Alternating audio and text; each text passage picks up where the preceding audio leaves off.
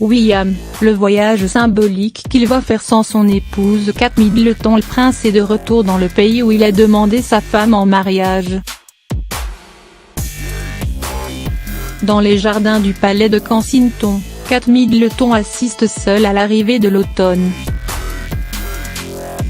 Bénéficiant actuellement d'un congé maternité prolongé suite à la naissance du prince Louis, en avril dernier, la duchesse n'a pas été en mesure d'accompagner le père de ses enfants dans sa dernière tournée internationale en date.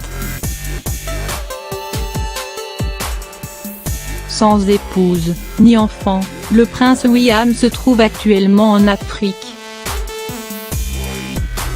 Après être passé par la Namibie, où il a évoqué avec humour la jalousie de son épouse, puis par la Tanzanie, le petit-fils de la reine d'Angleterre s'apprête désormais à rallier un pays qu'il connaît bien, un pays qui tient une place de choix dans l'histoire de son couple, le Kenya. Dimanche 30 septembre, le duc de Cambridge se rendra en effet à 120 km au nord de Nairobi, la capitale kenyane. Il ne se trouvera alors qu'à 1 heure de route du lieu idyllique où, en novembre 2010, il avait demandé Kate Middleton en mariage. Le père de famille avait en effet profité d'un voyage en amoureux dans une réserve naturelle kenyane pour demander sa compagne en fiançailles.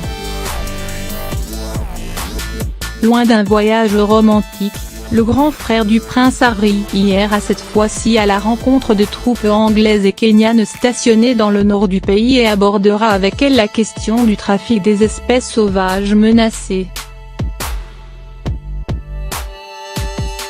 Le duc ne passera finalement qu'une journée sur place avant de monter à bord d'un avion et de rallier l'Angleterre où il accueillera les 11 et 12 octobre prochains la conférence internationale sur le commerce illégal d'espèces sauvages. Dans moins de 48 heures, Kate Middleton, le prince William et leurs 3 enfants seront donc réunis.